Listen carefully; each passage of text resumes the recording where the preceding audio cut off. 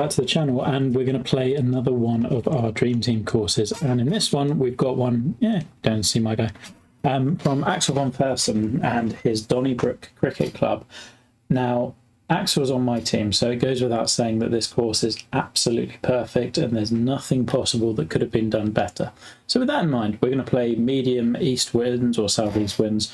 I'm going to play pin 1 and green just because it's currently being rangered, and that'll tick those off. So yeah, in all due seriousness, I do think this is Axel's best course by a considerable distance, and also he totally epitomised everything that we wanted from the Dream Team process. In that, hello Saucy, nobody out of our server will quite understand how much he ripped up, redid stuff, rerouted, made new holes, changed the entire bunkering style at one point, in fact twice I think.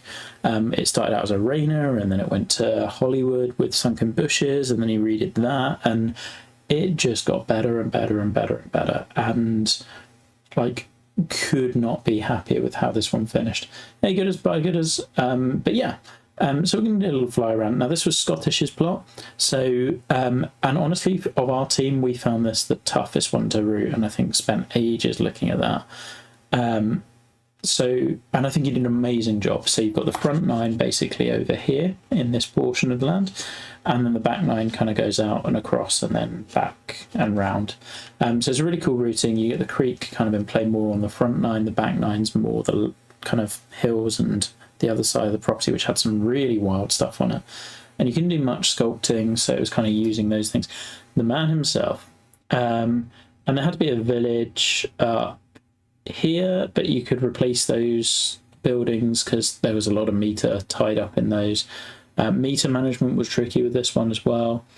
But yeah, just like I could try, but it's really difficult with Twitch to actually manage that. But yeah, I can look at them later, or we can have a look at them elsewhere. So yeah, those were all the things that happened, and then loads of grass planting, and then had to deal with my kind of playtests and very nitpicking takes. But I do think it's his best course by a mile. So this one's very much going to be a showcase, because obviously I don't think there's very much wrong with it at all, or we would have said. And in fact did pick up on loads of stuff. But yeah, so we're going to zoom back in. I'm also going to give you a little shot of the clubhouse area, because I think he's done a great job there. So clubhouse entrance, putting green, really cool clubhouse that you see off the 9th in particular. Like nice little terrace, starter's hut sort of thing. Just all kind of works really nicely. It is an Axel design, but better. So in the first one, we have out of bounds off the right, but you kind of play sensitively away from it and then back towards it. We've actually got a generous pin here. So I think we can just go here. See what tempo is like today. I've not played the game properly in a couple of days. Oh, we've hung on to the high side. Hey, Ducker. Yeah, sorry about those. Entity, etc., etc. So you got this frontier and then like a little helper slope here. But if you miss this side, you've got a little bit of a mound and ridge and swale to deal with. And yeah, nice kind of autumnal colours I think really work for this style of course. Still got quite a long way in. Oh, pulled it. Yeah, yeah, exactly. Dread to think how much it's going to cost by the time he's there. Hey, Daniel. And somewhere up there. That will do just fine. I think it's the first hole, like you're kind of going to be happy with par on that one, but I liked the way the further left you play off the tee, the more kind of like, yeah, the Axel green angles are diminished, certainly. But yeah, the further left you play off the tee and the safer you are, then the more you're attacking that out of bounds. Ooh, I've not played this pin in a while. So we've got kind of a Redan kicker, so you're landing somewhere over here and it gets to here, or you can take it straight at it, but if you're too short, you're going to be feeding off this way. Now I think it is nice. He's done a great job with the bunkering. I think it works really well. Shame about the lighting, but HP's lighting is what it is. I tried to hit a fast, but I think I've done too much. Oh, and we were never quite getting the club there. So I think this one's one where it's like quite tough to get it close, but pretty easy to make it apart. Whee! And there we go. And love that little blend of grasses behind the green as well. And yeah, it kind of went with a very heavily grassed look,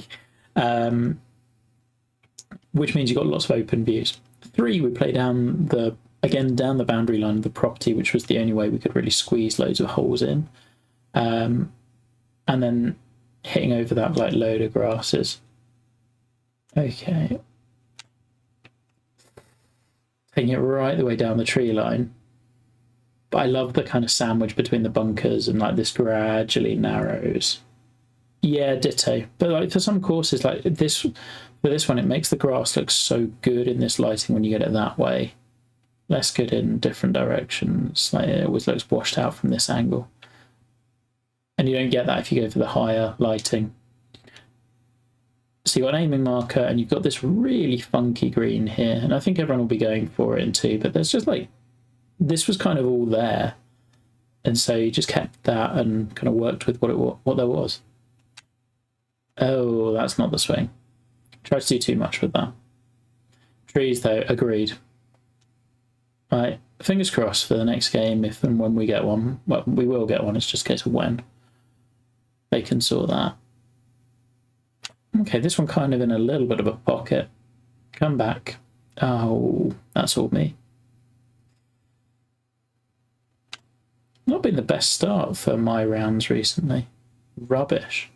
Like the little neighbourhood behind there.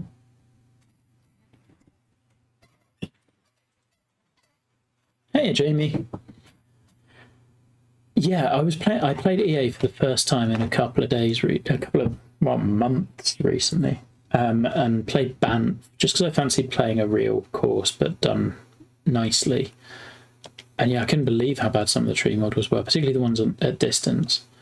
So this one, you're hitting over this kind of this like aiming bunker really. In the if you go over right of it, then you're taking these bunkers in. Well, you're taking on those bunkers, and then you've got a mounded fairway. And this was one of my favourite holes on the plot that he managed to find. Not, oh, we're going to be out of the light rough, I think, from there, which is okay because you're not dead from here. 159 yards, but it's a really cool short par 4 because the green all moves gently front to back, and so you've got to be really careful where you're landing it and like all that kind of good stuff. This is Axel's, so who is on my team, therefore I'm only saying nice things. But seriously, it's a really good course. He's done awesome work. Now, that can just bounce on and kick a little left and come off that spine. Don't go over it. Oh, it was so close to being so good. And you get a little view of the creek and kind of the other holes around it. Which is nice. And now we've got a horrible putt. Yeah, I mean, that's the kind of trick you'd see a lot of Golden Age architects pull. You get it at Sunningdale quite a bit even as well. It genuinely might be that. So now we get to 5, which has this little bunker complex short and kind of flag poking up. So this one, I'm right between clubs. I think that might be good. That is good. Now sit. There we go. File size was brutal. Oh no, I've missed the putt. I knew it as soon as I hit it. Terrible. Just a lazy putt. Still even, but this is fine. Now 6 was one that troubled us for the longest time, and then eventually found just this, like going over this hill rather than stopping short of it, made it such a better hole. Really cool green site. You can hit driver if you want. I think 3 wood is almost always the play. Is that going to crest? Yeah, it is. And then it rolls down, and actually left side of this fairway is a much better angle, but just like that land movement, loads of fun and gentle. And then when you get over here, it's like this was the shot that you kind of really wanted. Now come in, wind. Oh, didn't quite throw it far enough. Come on, we've got to hold up at some point, right? obviously the only Dream Team course scheduled for CC, and I can't go under par yet. There we go. We got one. So then you have 7. You have this horrible bunker cluster all the way over this side. And you've got to deal with the elevation and like interesting fairway movement. There's just a lot of like cool stuff here. So we want to try and take it on that line, I think. There's a tempo. Don't do too much. Lovely. Mosaic of sand and grass, exactly. Okay, and we go to here, and it's just about right. I think you got with this course and this plot in particular, you're going to end up with a lot of wedge shot holes. And it's kind of how you make those interesting. But I've had 6-iron and 5-iron into this in play testing with a different wind, so it very much can play longer. I'll take that.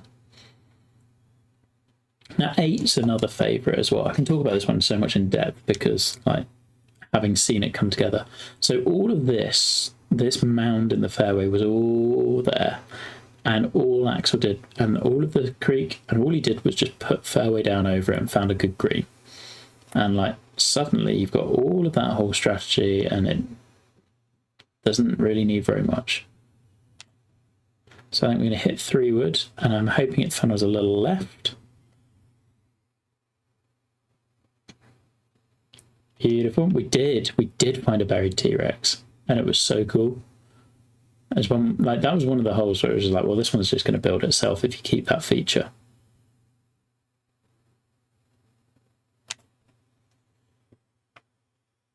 Now that needs to 6. I really want it to be below the pin. Damn it.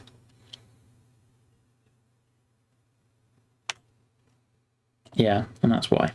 Struggle with those putts. But yeah, cool green complex. You got a little mound and a spine and various pockets and things. And then we finish off the back 9 with this really cool par 3 just here. And here, going towards a back pin, I think this should be good.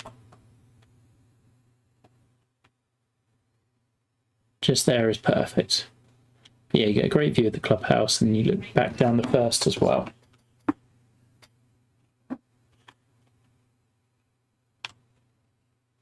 Keep going. I didn't quite hold its line. I just found myself on the wrong side of a lot of these pins. Still, 2 under's not too bad. Then 10 kind of headed out this way. Yeah, well, they just take so much less meter.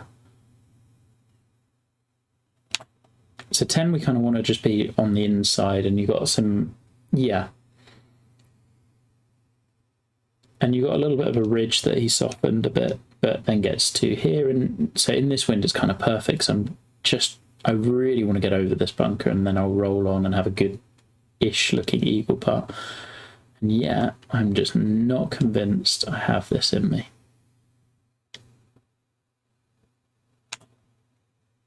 That's not bad. I think the percentage is about right.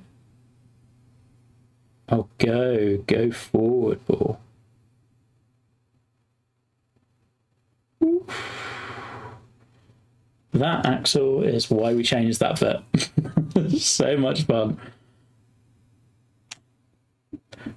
Perfect. And it's a really cool punch bowl green because you kind of still want to be in the right section because of the mound in the middle. There we go. 11 was another one we spent tinkering for the longest time, and then ended up, this was always here. So the high side, low side. Axel did the disconnected green and found like this funky feature at the back, which is interesting. Little bowl in the front. So I think if you're up here, you've got a kind of better look in. Yeah. And it also was a nice hole for traversing the elevation change. So it goes up 40 feet, but it doesn't really feel like it. Like this is up 17 feet again, and it kind of doesn't feel like it. It was just a good transition hole. I'm trying not to, Raw. There we go. Oh, we found our tempo now.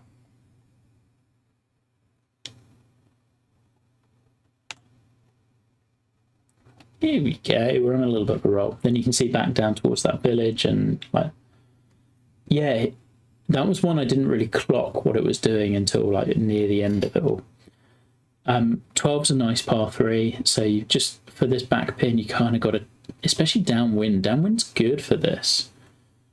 No, because it kind of split it. Yeah, exactly, as you say, 20 feet, 20 feet. Okay, so we kind of want to take that swale on a bit. That's where I want to put it. Now slow up that tier. There we go. And you had a little bit of a backstop should you need it as well. But yeah, this one always had a really cool setting, and that little swale on the left-hand side worked really nicely. And we found our scoring. Then you get to 13. And this one was kind of one we saw pretty early on at the beginning, but struggled to kind of make it work the way we wanted for a long time. That's dangerous. Oh. Okay, nobody saw anything. It's fine. It's fine. It's definitely out of bounds. We're okay. Shh. Shh. HB, etc. It is not a thing. I really like. It would be so if out of bounds was easier to do, because I know he spent a load of time on that. Just, it is what it is. Anyway, you have a green tucked in behind the little mound. The further left you go, the better angle you get in. Kind of should have laid right anyway, because I couldn't get there in 2. It happens, buddy. I wouldn't sweat it. Oh, sit. Well, at least we're below the hole. And I'm sure we can all agree that was a well-deserved birdie. Yeah, I know. Yeah, and I've suggested that they could like try to do it as a second surface, like on fences or things like that. Would be perfect. Right, I loved 14 from the start. There was this really cool green side right there, and then Axel went and did some fun things to it, and we had kind of that Hollywood interior mounding thing, or is this, sorry, from Garden City, those 2 little mounds and rails, and originally the pins were all on the inside, but now there's a fun one just in that little pocket on the left. But yeah, like this one for the look it gave off the tee as well. I think I can just bunter 3 with somewhere. Ooh, that's closer to that bunker than I wanted, just like the designer intended. Exactly. Got away with it. This is very much a round of just getting away with things. I'm going to make another birdie, probably, maybe. Garden City was the one, yeah. No, I didn't hit it. And see, I tried to salvage it at the end with the little flick left. Yeah, totally, mine as well. Like, try and play strategically, hit a really bad shot and just about be okay. Just manage your round. Okay, and then this one, ooh, it's quite a nice Narty pin. Okay, so we're going to try and ride that little ridge line.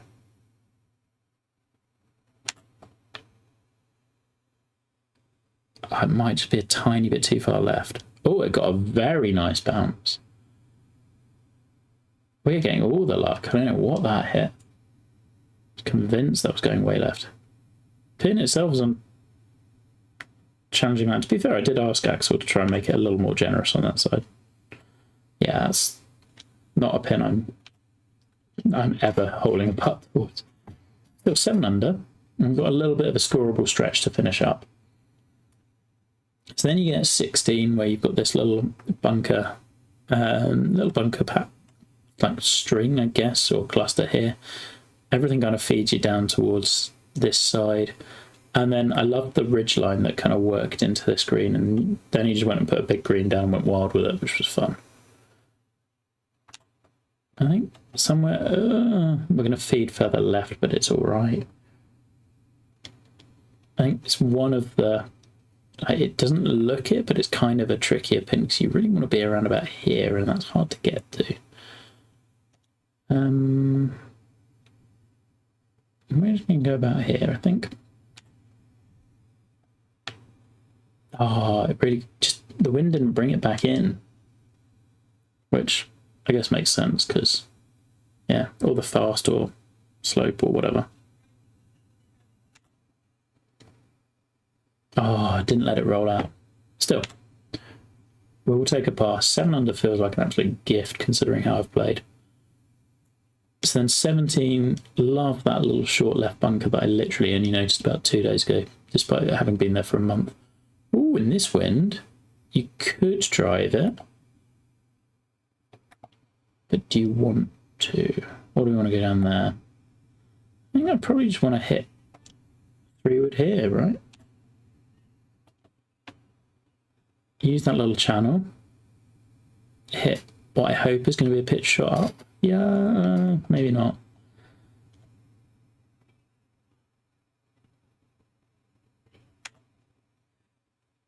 Oh, that might spin back too much. Please do not grab too hard. Ooh, yeah. We're good. We're good, we're good, we're good. There we go. That feels like that worked the way I planned it. It is a CC course after all. That was always the aim. Like, friendly was nice. And then we get this view down to the clubhouse and you get one last time with the creek in play. And actually, I think we've got, yeah, and you've got some like little things where you've got like, you could end up on an upslope towards a front pin and downwind. And it just like, if you've got that pin, you've got to be so precise. I don't think it is. It's really scoreable and you don't have to take on a ton of the danger. The only thing might be some of the breaks around the pins are occasionally tricky. But like, I mean, you've seen how I've played and I've gone, well, should be -9. Unless that putt goes in. No, never really challenged. So yeah, 9 under and I played pretty poorly, but some of those tee shots are not CC. I don't know. I think 13 you can avoid a load of it. Did I see? No, I don't know if I did. I don't know which one. Oh, yeah, I know that. So yeah, had a bit of a hot streak on the start of the back 9. It's just a really fun course, and like all of these were meant to be showcases, but I guess this one more than any of them in the I kind of had a small hand in this. But yeah, just huge shout out. Axel's done some amazing work here. It's a really fun course. Like, it is really scoreable, but also uses the land nicely, and he didn't do very much other than just find those. So yeah, like, been awesome to work with, and yeah, so that's this one done. And we can take it off the range ring. I hope you enjoyed the stream, and yeah, if you're watching on YouTube, you'll see another couple of these coming out. But yeah, join us over on Twitch if not. See you later.